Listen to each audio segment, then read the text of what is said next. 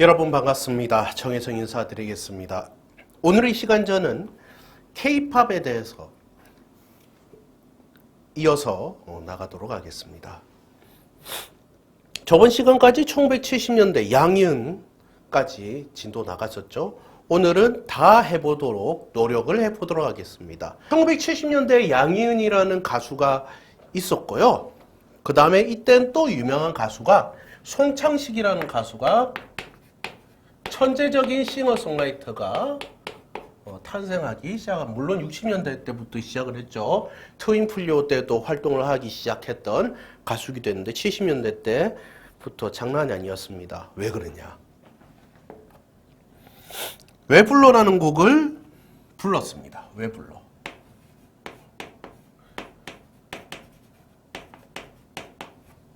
근데 심의위원회에서 왜 불러라고 왜 반말을 까냐면서 금지를 시켰던 아주 전설적인 곡이죠.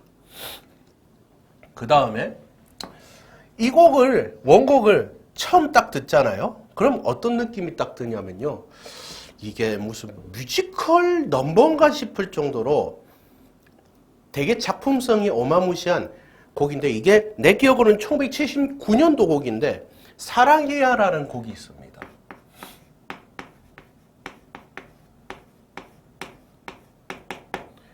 나 사실 이 곡 전주 들으면서 어떤 느낌이 들었냐면요. 지저스 오브 크라이스트 슈퍼스타에 나오는 뮤지컬 넘버 느낌이죠. 겟세마데 그 전주 느낌 있잖아요. 딱 그 느낌이 싹 나가지고 처음에 들었을 때, 야, 왜 천재인지 알겠다 싶더라고요. 그래서 사랑해라는 곡도 79년도에 나왔고요. 또 송창식 하면 또 유명한 노래 있죠. 자 떠나자 고래 잡으러 하면서 고래사냥이라는 노래를 발표를 했습니다. 그리고 송창식 하면 또 80년대 때 또 유명한 곡들이 많이 생겼죠. 그 중에 가나다라. 아니, 박재범하고 아이유의 가나다라도 있어요. 근데 그거는 내가 언급 안 할 거예요. 그 가나다라가 아니라 송창식의 가나다라라는 곡이 있었어요. 가나다라 마바사 으헤 하면서 나오는 노래가 있어요. 그 곡이에요. 가나다라. 그 다음에 푸르른 날 들어보세요. 푸르른 날이라는 곡도 발표를 하셨고요. 그 다음에 우리 동네 담배가게는 아가씨가 이쁘다네 하면서 담배가게 아가씨 라는 곡도 발표를 했습니다. 예, 이렇게 정리를 하시면 되겠습니다. 그 다음에 70년대 하면 또 유명한 밴드, 그룹 사운드, 그룹 사운드가 데뷔를 하게 되죠. 1977년도에 바로 산울림이 히트곡 들어보시면 하실 겁니다. 먼저 1977년도인가 78년도인가 79년도인가 동요 앨범을 발표를 합니다. 1집, 2집, 3집 내면서 동요 앨범도 발표하는데, 그 동요 앨범의 타이틀곡이 바로 무엇이냐? 개구쟁이입니다. 자, 우리 또래 애들, 우리 또래, 30대 여러분들, 이 곡이 동요인 건 아시지요? 유치원 때 춤추면서 선생님이 같이 춤을 추자 하면서 개구쟁이 음악을 틀면서 같이 노래 불렀던 우리 어린이들이 벌써 이렇게 못생겨졌어요. 그 다음에 산울림의 대표적인 데뷔곡, 바로 아니 벌써 해가 솟았나 라는 곡, 아니 벌써도 나왔고요. 그리고 나 어떡해. 잠깐만, 나 어떡해는 샌드페블즈 노래 아니에요? 라고 하시는 분은 계시는데,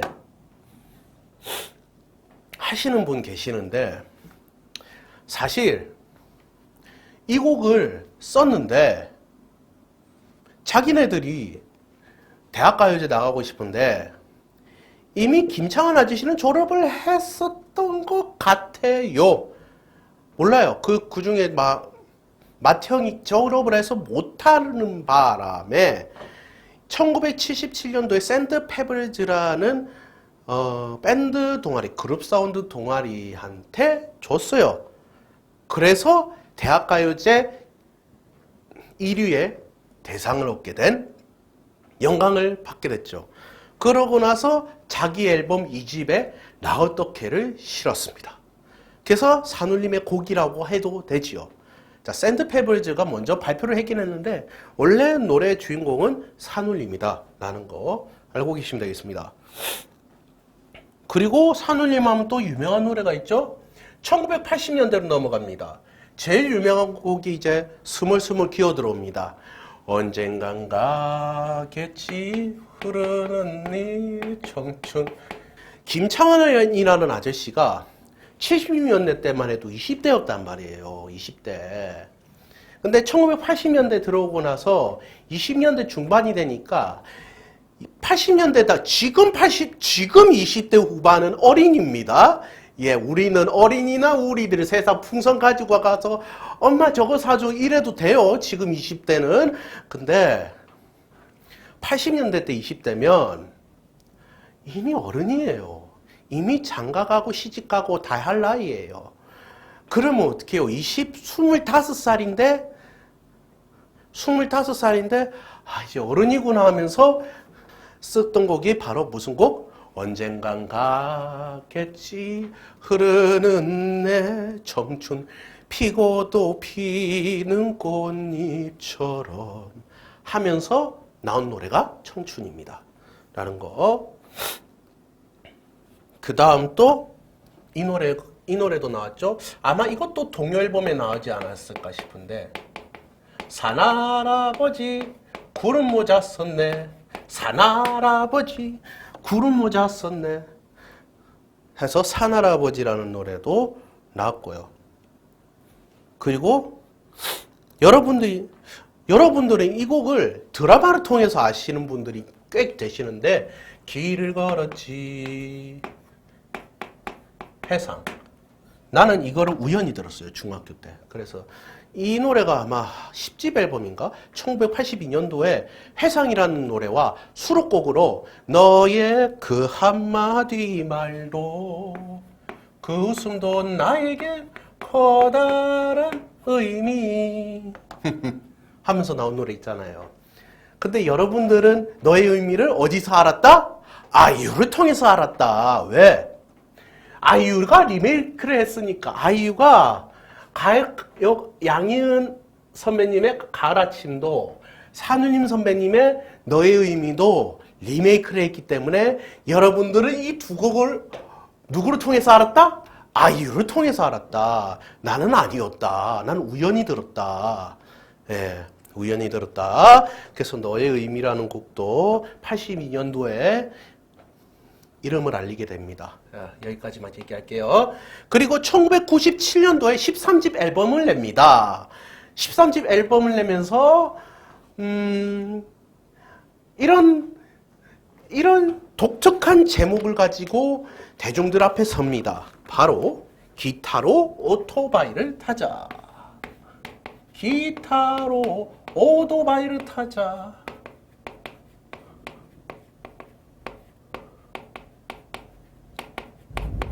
상상하는 대로 사이버 하면서 나온 노래가 기타로 오토바이를 타자라는 곡을 발표를 했습니다.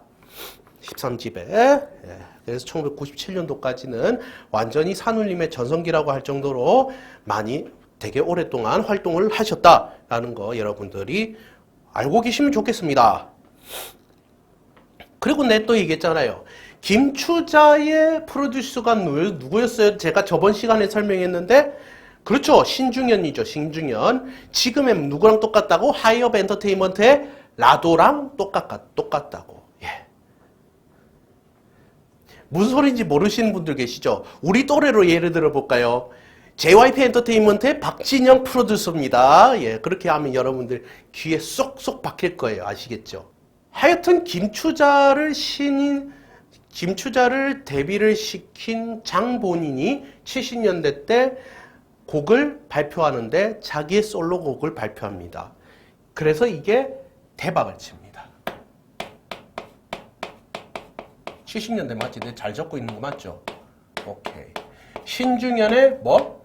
한 번 보고 두 번 보고 자꾸만 보고 싶은 미인을 발표하게 됩니다. 그리고 70년대 때는 또 아이고 70년대 때는 뭐 그리 슈퍼스타가 많이 배출이 됐는지 모르겠는데 이때 조용필이라는 분이 데뷔를 하게 됩니다. 아, 데뷔는 69년도 했다 그러는데 조용필이라는 가수가 노래로 히트한 건 70년대 때부터입니다. 누구는 80년대 때부터 전성기를 이끌었다 그러는데 히트곡은 70년대 때부터 일어났어요. 왜? 여러분들이 익히 잘 알고 있는 꽃 피는 동백섬에 봄이 왔다고 하는 돌아와요 부산항에 그리운 내 형제여 하면서 부르시고 오셨는데 76년도 1976년도에 이 노래를 히트를 시켰는데 정작 이 노래가 나온 때는 1972년도입니다. 왜? 이 노래 원래 원곡이 뭐예요? 돌아와요 충무항해입니다. 그럼 꽃피는 동백섬이 어디예요? 그렇죠. 부산 해운대에서 옆길로 가면 동백섬, 물론 지금은 동백섬이라 하면 안 돼요. 이미 개발이 다 됐고 도로 뭐 방파제 거시기 했기 때문에 지금은 동백섬이라 하면 안 되지만 동백섬이 부산에 있단 말이에요. 그죠? 그리고 562도라고 하는 연락선 다 부산에 있단 말이에요. 그러면은 어떻게 됐어요? 돌아와요 부산항해는 돌아와요 충무항해를 리메이크했지만 가사도 부산 실정에 맞게끔 다 갈아엎은 거예요. 그 부분만. 그럼 돌아와요 충무항해가 1970년도에 나왔는데 그때는 가사가 어땠느냐? 꽃피는 동백섬해가 아니고 미륵산. 왜냐하면 충무 요쪽에 유명한 산이 미륵산이었나 봐요. 그래서 미륵산이라는 게 나오고요. 또 다른 가사들이 많이 나왔어요. 그러다가 인기를 못 얻고 있다가 못 얻고 그 가수분도 돌아가시고 자연스럽게 묻혔다가 1972년도에 이거를 발표를 하고 76년도에 다시 또 앨범 내가지고 대박을 치는 바람에 돌아와요 부산항이라는 곡을 조용필의 히트곡으로 많이 알려졌어요. 그리고 우리가 알고 있는 편곡 스타일은 1980년도에 조용필 1집 앨범을 내면서 우리가 알게 됐죠. 그러면서 나온 노래가 1집에 그 언젠간 나를 위해 꽃과 별을 전해주던 그 소녀 하면서 나온 단발머리입니다. 물론 창밖에 여자도 있습니다. 79년도에 예, 그런 것도 있고요. 그 다음에 조용필 하면 또 유명한 또 탁재훈 아저씨가 옛날에 2000년대에 조용필 흉내낸다고 불렀던 노래가 무슨 노래인지 알아요? 바로 비련입니다. 기도하는 하면서 부르는데 우리는 이 노래가 참 재밌어 보이는데 원곡 들어보니까 되게 슬프더라고요. 그리고 1985년도에 허공이라는 트로트 노래를 발표를 합니다. 이 곡도 명곡이니까 들어봐 주시면 좋겠습니다. 그래서 호공이라는 곡도 발표하고 고추잠자리도 발표하고 모나리자도 발표하고 별의별 발표를 서울도 발표하고 많이 발표했는데 저는 여기까지만 적겠습니다. 예. 그러고 90년대로 넘어갑니다. 꿈 91년도에 발표됐죠?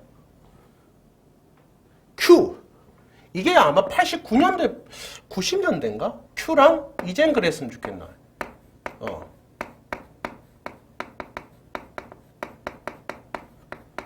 이젠 그랬으면 좋겠네는 사실상 90년대 때도 인기가 있었다고 했는지는 제가 그때를 안 살아봐서 모르겠는데 제가 기억하는 거는 1박 2일에서 재조명된 거는 확실히 기억이 나요. 그래서 이젠 그랬으면 좋겠네가 90년대 때 나왔다라는 거 보시면 되겠습니다. 이러고 끝났으면 좋겠는데 이분이 또 2010년대에 또 앨범을 내요. 17집인가 18집인가 19집인가 19집일 거야 아마. 앨범을 냈는데 그때 나왔던 노래가 바로 뭐냐면 이 노래, 이 바운스라는 노래 있죠. 바운스라는 곡을 13년도에 내고요. 김이나 작사가 기억나시죠? 김이나 작사가 되게 유명하잖아요. 그분이 작사하고 조용필이 작곡한 이런 말이 있지 랄랄라랄랄랄랄라 하면서 걷고 싶다라는 곡을 발표를 했습니다. 13년도에 그렇게 여러분들 보시면 되겠습니다. 너무 싱겁게 끝나죠? 시간 때문에 시간에 촉박해서 그래요. 봅시다. 그 다음에 이제 조용필까지 했고요. 그 다음 1970년대에는 또 이 가수가 언젠가 조용히 나타나서 이 노래를 발표합니다. 이미키라는 가수 처음 들어보시죠? 근데 노래 제목은 아마 들어봤을 겁니다.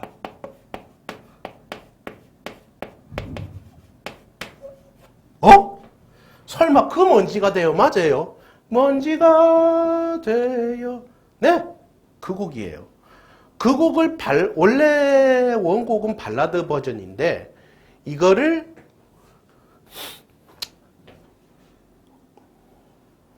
이거 어떻게 정리를 해야 되냐?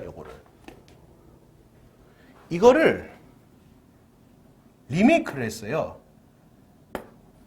90년대 때 김광석이 리메이크를 하고요. 그리고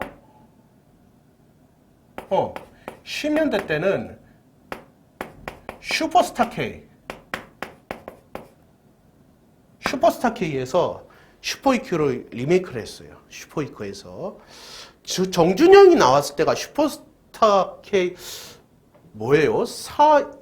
2는 아닐 거고 2는 허각 나왔을 때니까 3 울랄라 세션이니까 아니고 4예요 5예요? 내가 헷갈려서 그래. 4일 거야 아마 4. 2010년대에는 슈스케 4에서 슈퍼이크에서 문제가 했었던 걸로 기억나는데 그게 맞나? 정준영이 3가 3인가? 하여튼 모르겠어요. 일단 그렇대요. 예, 그렇대요. 예. 먼지가 되어는 여러분들 잘 아실 거다라는 거. 로이킴 정준영이 뭐 리메이크 했다라는 거. 이런 거 보시면 되겠고요. 그리고 1970년대에 또 유명한 노래가 여러분들 아시죠? 이치현과 버님들이라는 그룹이 있어요.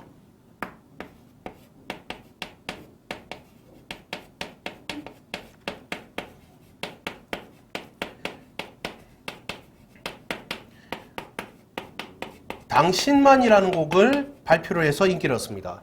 당신만이라는 곡을 발표를 했는데 이 곡을 후에 아시는 분들은 아마 나가수의 가수 김현우 분이 아마 불러서 아실 거예요. 그래서 당신만이라는 곡도 발표를 했었고요.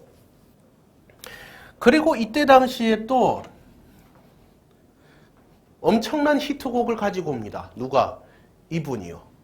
1960년대 때 미팔군 가수 출신이었던 그때 당시 우리나라의 미니스커트 제1호 여가수라고 많이 칭함을 받던 여가수가 있어요. 누구예요? 윤복희입니다. 지금 할머니 다 되셨는데 이분이 시대의 명곡을 발표를 합니다. 어디서? 1979년 국제가요제에서. 뭐를? 그렇죠.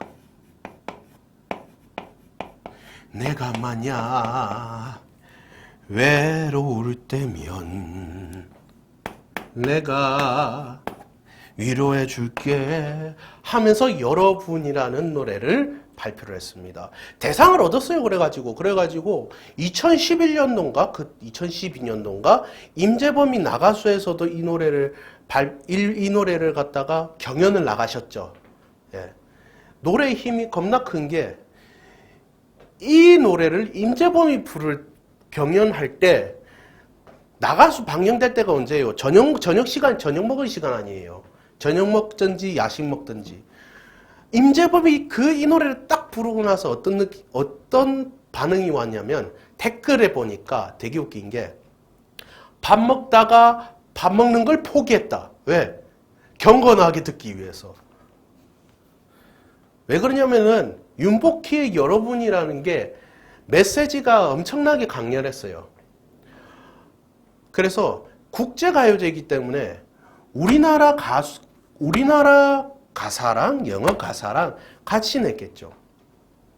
이때 우리나라 가사는 진짜 그냥 위로의 메시지로만 그쳤다면 영어 가사는 좀 달라요. 왜냐하면 윤복희라는 가수가 크리스천이거든요. 교회를 다니세요. 권사님이세요.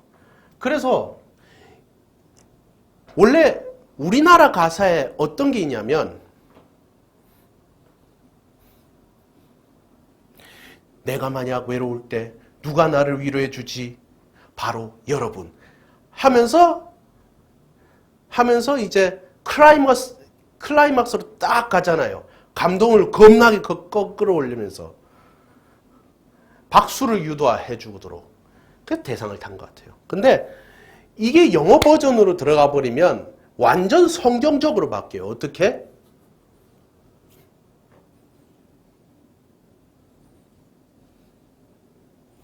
어떻게 되냐면요. 그거예요. 내가 뭐라 그래야 되지? 예수님이 누구 때문에 죽은 줄 아니? 바로 여러분. 뭐 이런 식으로 했던 걸로 기억나요. 영어 원제는. 그리고 영어 가사가 되게 홀리한 게 내가 만약 어려울 때 외로울 때면 뭐 이런 식으로 이제 절이 나가잖아요. 이게 원래 가사에서는 어땠냐면 그거예요. 나는 너의 지팡이가 되어줄게. 무슨 모세에게 한 말이에요, 하나님이. 하나님이 모세에게 해주신 말이에요, 무슨 노래 가사가. 그래서 어찌 보면 가사를 보면 영어 가사를 보면 CCM이에요. 예. 근데 우리나라 가사는 워낙 유교적인 바탕으로 깔고 가는 사회였기 때문에 지금도 거기에 대해서 좀 조심스러운 그런 게 있기 때문에 그래 이제 기독교적인 메시지를 이제 좀 약화시켜 가지고 비슷하게 이제 가사를 쓰셔 가지고 이 노래를 했는데 되게 명곡이야. 하여튼 간에 임재범이 또 불러가지고 또 나가수 1등 먹었던 걸로 기억나거든요. 예. 그랬던 여러분이라는 곡이었습니다. 드디어 70년대가 끝났습니다. 70년대 끝났는데 벌써 25분이라서 기분이 나쁜데 1980년대 바로 들어가 볼게요. 80년대 때는 정말 어지러운 문화였습니다. 민주화를 이끌어내기 위해서 격동의 민족사라고 할 정도로 정말 최루탄 날아가고 이러면서 힘들었던 시절이었어요. 이때 당시 역사상 민주화 운동의 시대였어요. 그만큼 근데 우리나라가 80년대 후반 때는 우리나라 잘 먹고 잘 살았던 시기이기도 했긴 했어요, 사실 이때는. 근데 그게 중요한 게 아니고 80년대 때는 우리나라에 뭐가 생겼느냐? 다양한 장르가 공존하기 시작합니다.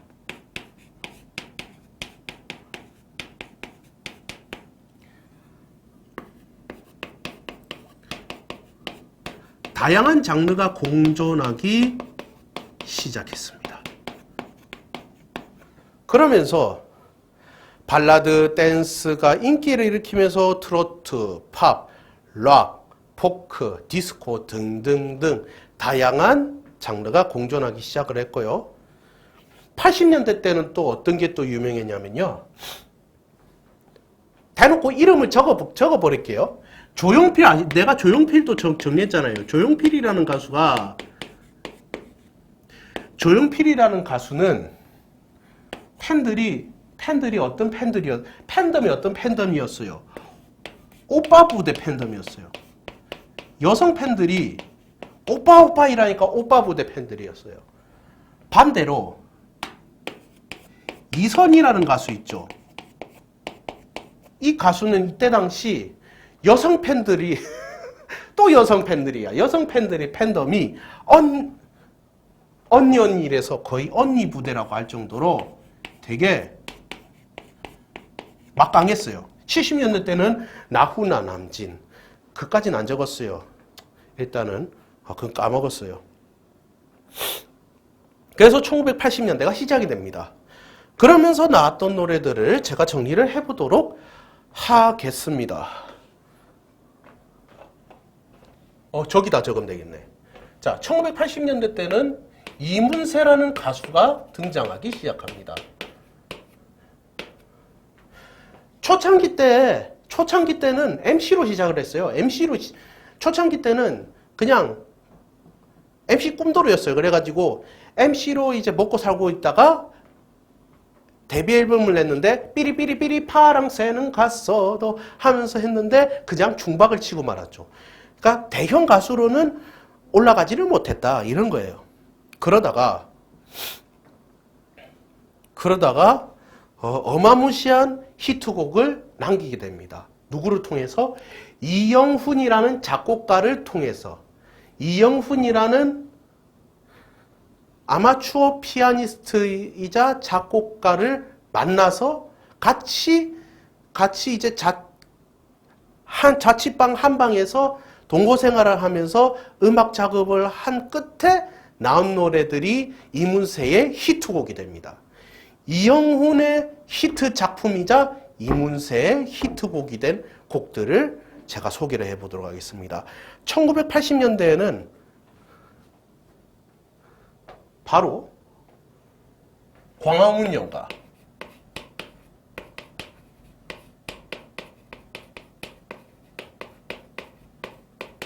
붉은 노을, 신나죠? 붉은 노을. 그 다음 소녀. 여러분들 소녀 하면 응답하라 1988 떠오르죠? 예. 응답하라 1988에도 이거 나왔답니다. 그리고 10년 전에 슈퍼스타 K의 장재인이 그냥 무대에서 그냥 철푸덕 앉아서 통기타 한 대 가지고 불렀던 가로수 그늘 아래 서면. 이 노래 좋더라고. 그래. 이렇게 적자. 가로수 그늘 아래 서면. 이 노래 진짜 들으면 장난 아니다. 장난 아닙니다. 그래서 이문세의 가로수 그늘 아래 서면이라는 곡으로 이영훈하고 이문세는 땡잡기 시작했습니다. 그래서 1980년대를 활동하셨고요. 그리고 90년대 때는 또 이영훈과 같이 히트작을 내게 됩니다. 바로 남들도 모르게 서성이 다 울었지 옛사랑을 발표하게 됩니다. 언제? 1991년도에 발표를 하게 됩니다. 네, 여기까지 얘기할게요. 네, 정리해야 될 게 너무 많아가지고. 그래서 이문세라는 가수는 이런 곡들이 있다라고 보시면 되겠고요. 그리고 1980년대 곡 중에서는 이 곡이 가장 유명해요. 이 곡은 지금 젊은 애들도 모를 수가 없어요. 왜냐하면 치어리더의 물론 치어리더 곡들 중에서 유명한 곡들이 많은데 그 중에 딱 한 곡만 꼽자면 이 곡이에요. 이 곡 모르시는 분 없을걸? 송골매. 송골매는 모르는데 그 배철수의 음악 캠프 할 때 그 배철수 분이 기타 치고 보컬 했었던 분 있잖아요. 물론 그분이 부르진 않았지만 구창모라는 분이 송골매 들어오면서 처음 불렀던 노래가 모두 다 떠나가리 말고 송골매 하면 또 하나의 히트작 있잖아요. 그렇죠. 바로 어쩌다 마주친 그대 모습이 내 마음을 빼앗겨 버렸네. 어쩌다 마주친 잘못 적었다. 어쩌다 마주친이라고 보내네. 어쩌다 마주친 그대 라는 노래를 1982년도에 발표를 했습니다. 네, 그렇게 보시면 되겠고, 교과서에서는 노사연의 만남을 1980년대로 나왔는데 1980년대 맞아요? 근데 맞긴 하겠다. 왜냐하면 이 노래가 늦게 떴어요. 늦게. 91년도에 내가 볼 땐 대상을 탄 걸로 알고 있거든요. 예. 그래서 내가 80년대로 느끼지 못했나 보다. 노사연의 만남이라는 곡도 있고요. 그리고 드디어 나옵니다. 1980년대 이선희라는 가수가 등장하게 됩니다. 이분은 강변가요제를 몰래 나갔어요. 왜냐하면 나가면 죽어도 안 된다 싶어가지고. 근데 이선희라는 가수는 어떻게든 참여를 해보고 싶었어요. 대학생이잖아. 가고 싶으면 한번 가서 경험이라도 해봐야지. 근데 그 걸려가지고 부모님이 어떻게든 얘 참석 못하게 만들려고 머리를 이상하게 볶았대요. 그럼에도 불구하고 그 이상하게 볶은 상태에서 갔어요. 무대. 본선에 가서 제에게를 불렀어요. 제에게.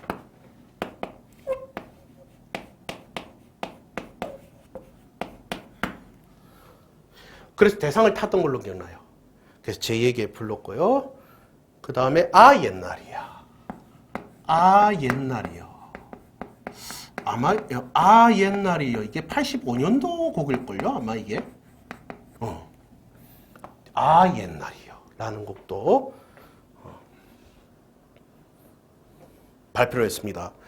그리고 90년대 들어서 추억의 책장을 넘기며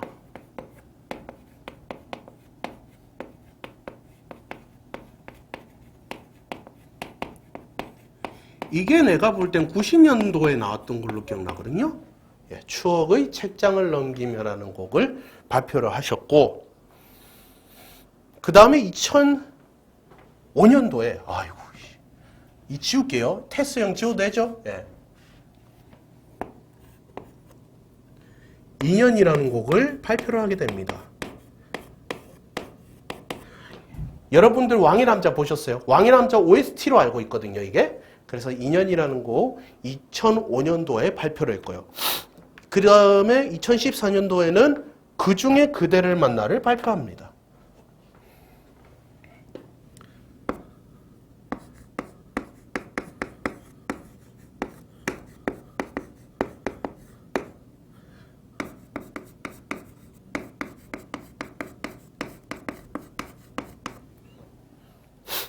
그러고 지금 지금 나락가기 일보 직전입니다. 예. 이승기의 제자로 알고 있는데 이분이 이승기가 제자이고 이승기가 이선희의 수제자로 알고 있는데 왜 그러셨을까 싶기도 하고 이렇게 잘 활동을 잘 하시다가 그리 됐어요.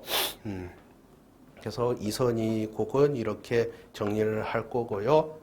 그 다음에 80년대 때 또 유명하신 가수가 남이입니다. 남이 하면은 우리 아는 곡 있죠? 그렇죠. 그저 바라만 보고 있지 빙글빙글 있고요. AOA의 빙글빙글만입니다. 예. 남이의 빙글빙글. 그리고 015B가 리메이크해서 유명한 곡이기도 하지만 남이의 유명한 곡이기도 한 슬픈 인연. 나 이거 피아노 칠 줄 아는데. 저도 좋아요. 이거 명곡이에요. 장난 아니에요, 이거. 더 장난 아닌 뮤지션을 80년대 때 보게 됩니다. 바로 누구냐? 대한민국 K-팝 역사상 K-발라드의 시초라고 본다고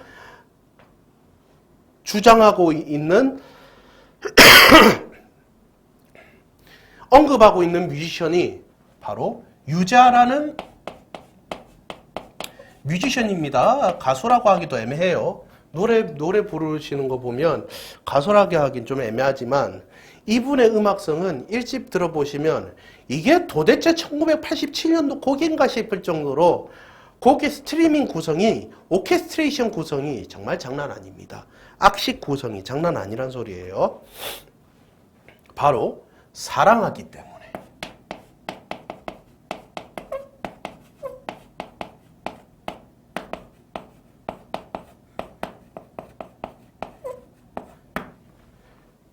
가리워진 길.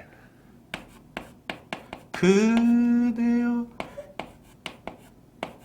하여튼 가리워진 나의 길 하고 그대 내 품에 안겨 눈을 감아요. 그대 내 품에 라는 곡이 있습니다. 예. 1980년대에는 이런 분들이 활동을 하셨고요. 와, 내가 봐도 어지럽다. 그지요? 그러니까 80년대 바로 넘어가면 되겠고요. 아니다. 또 있다. 또 응답하라 1988로 이 노래 재조명됐는데 적을 게 없어서 말로만 할게요. 동물원의 해화동. 예. 아, 여기다 적으면 되겠다.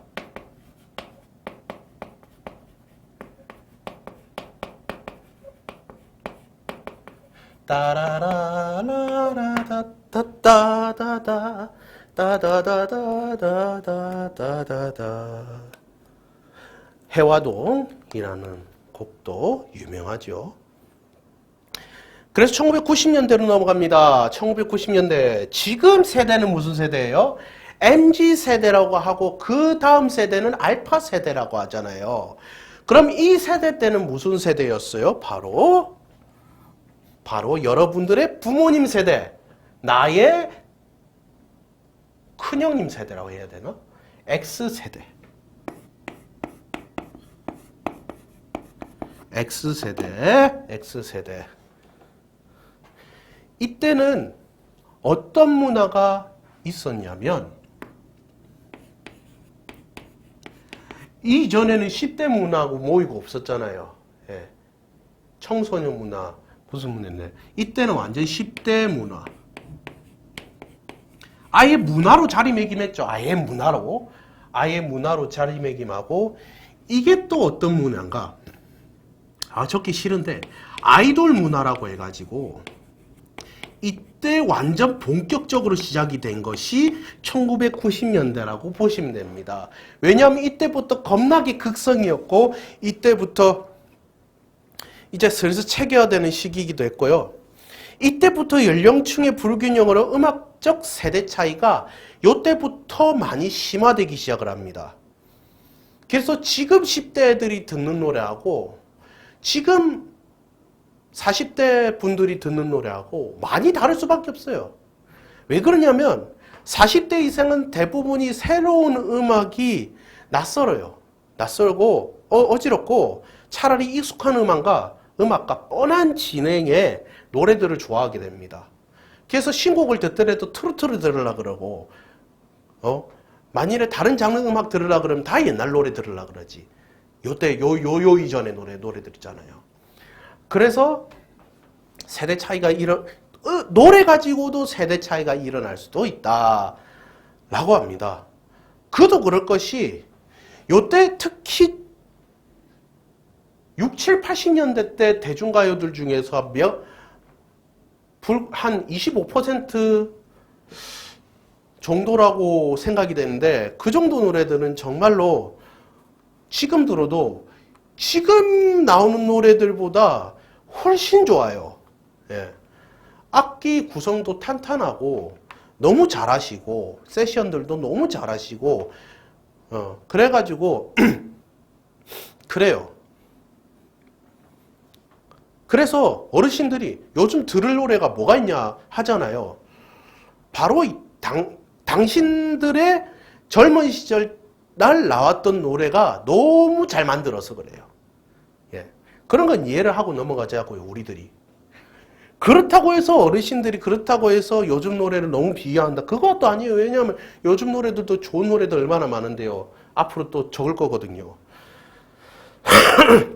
그리고 아이돌 문화가 생성하다 보니까 이때부터 굿즈가 생기기 시작합니다. 굿즈가 뭐냐면 여러분들 좋아하는 가수의 사진 포토카드라든지 그런 것들 있잖아요. 포토카드 아니면은 책들, 포토 앨범들 그런 거 따로 앨범 안 사놓고도 따로 판매하는 거 있잖아요. 그런 그런 수익들이 많이 들어오기 때문에 대중음악 산업의 최대 황금기라고 볼 수 있대.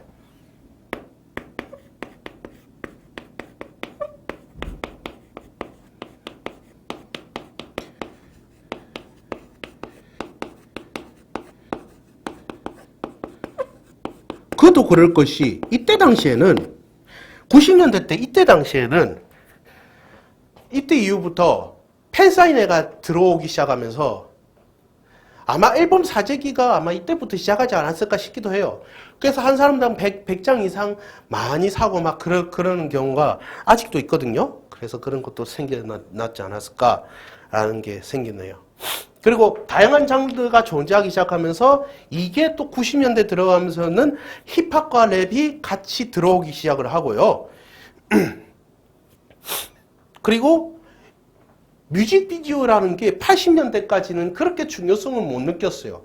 그냥 가수 얼굴 띡 보여주고 그냥 노래 부르는 것 그냥 그런 촬영만 냅다 찍었고 그냥 포즈만 바꿀 뿐이지 다른 건 없었어요. 자, 지금으로 말하면 저예산 뮤직비디오에 완전 초저예산 뮤직비디오 이런 느낌으로 그렇게 했는데 아이고 배 아파라 했는데 그게 이제 영화화가 시작된 게 1990년대 후반이라고 보시면 되겠습니다. 뮤직비디오가 영화화가 시작이 됩니다. 대표적인 곡이 뭐냐면 한번 보세요. 대표적으로 조성모의 To Heaven이라는 곡이 있습니다. 98년도에 나온 노래인데 요거 뮤직비디오 보시면 지금 최고의 배우들이 신인 시절 때 모습을 고스란히 볼 수가 있습니다. 그래서 뮤직비디오의 영화가 98년도부터 시작을 했다고 해도 과언이 아닐 정도로 뮤직비디오 지금 보세요. 뮤직비디오 한번 찍으려 해봐요. 무조건 몇십억 단위가 들어가잖아요. 그러니까 뮤직비디오에 돈을 많이 바른다. 이때부터 처음 시작했다고 봐도 과언이 아니겠습니까? 얼마나 욕을 많이 들어먹었겠습니까? 아니 뮤직비디오 하나 쓰는데 그렇게 돈을 많이 써도 되겠느냐고. 근데 이때부터 딱 시작이 됐다라고 보시면 되겠습니다. 그리고 이제 90년대 들어서면서 예전에는 가수 한 명이서 다 이제 북치고 장구치고 하고 이제 밴드 해봤자 뭐 4명 많아봤자 뭐 5, 7, 5명, 7명 이렇게 됐잖아요. 들국화도 5명이었나 그랬던 걸로 알고 있는데 그래서 최대 거의 평균 3명이었던 가수가 팀으로 구성하게 되면서 아이돌도 그룹들 보면 많잖아요. 최소 5명 이상은 활동하게 돼 있더라고요. 한 팀이 최소 5명 이상. 자, 스테이시가 6명이죠. 6명. 예. 그렇게 보시면 되겠습니다. 세븐틴이 몇 명이에요? 나도 잘 모르겠다. 나도 잘 모르겠다. 일단은 그래요. 일단 최소 5명으로.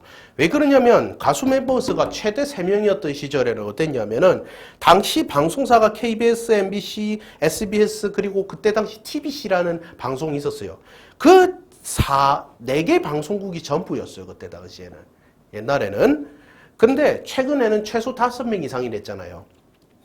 지상파 방송국뿐만 아니라 지상파 방송국 지금 KBS, MBC, SBS 뿐만 아니라 음악 방송국인 Mnet, KM 많이 생겼죠? 그리고 케이블 방송국 등장하고 OTT 콘텐츠, 유튜브를 얘기하는 거죠. OTT 콘텐츠의 등장으로 인해서 멤버 수가 증가하게 되면서 멤버들이 유닛별로 출연할 수 있는 방송이 많아졌어요. 그러다 보니까 이제 한 팀당 여러 명을 결성해서 그룹을 해가지고 활동을 할 수밖에 없는 지금의 음악 산업 시스템이 완성이 되기 시작된 거죠. 이때부터 이렇게 시작이 된 거죠. 90년대 특성상 그렇고요. 이때 당시 유명한 히트곡들 한번 살펴보도록 할게요. 예. 클론의 클론의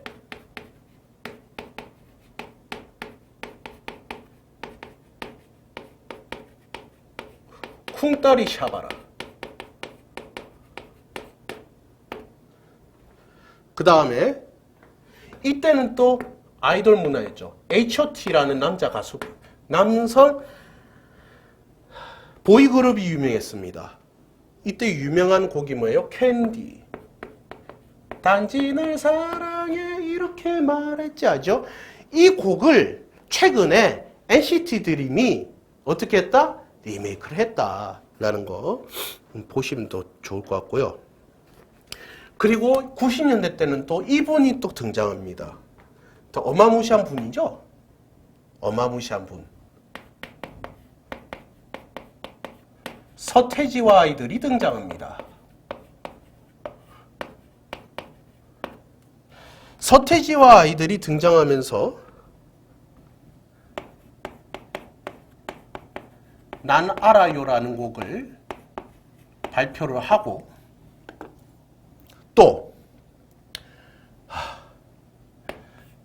응답하라 1994에서 성시경이 리메이크해서 재조명받은 너에게라는 곡도 나오고 있고요. 발해를 꿈꾸며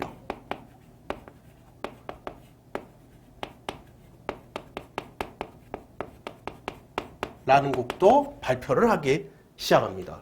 그러면서 서태지와 아이들의 팬덤이 시작이 되면서 엄청 인기가 장난 아니었어요. 그래서 서태지와 아이들이 1990년대에 아이돌 문화가 시작이 됐다고 해도 과언이 아니다 라고 보시면 되겠습니다. 그리고 김동률이라는 가수분이 처음으로 데뷔했을 때가 전람회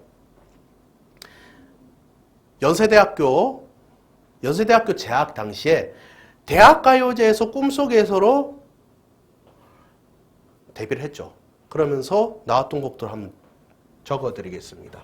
전람회 2012년도에 건축학개론에서 수지가 CD 플레이어 들었던 그 노래 바로 기억의 습작. 이제 기억의 습작. 이게 1집 앨범이었어. 그리고 94년도 곡이고요. 자, 96년도에 취중 진담을 발표합니다.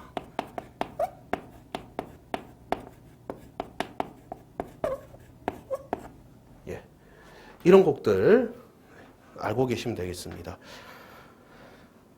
그 다음에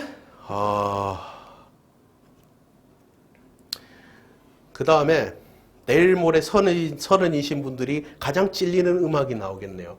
90년대 때는 또 김광석이라는 가수가 되게 유명했잖아요. 통기타 가수 김광석의 히트곡이 엄청나게 많지만 그 중에서 순수 히트곡인 서른 즈음에를 소개해 드리도록 하겠습니다. 서른 즈음에.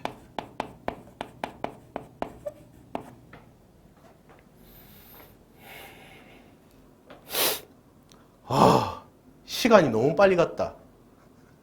다음 주에 이어서 하다가 다 끝나면 바로 J-팝으로 바로 넘어갈게요. 아시겠죠? 시간이 너무 많이 지나갔다. 다음 주에 뵙겠습니다. 감사합니다.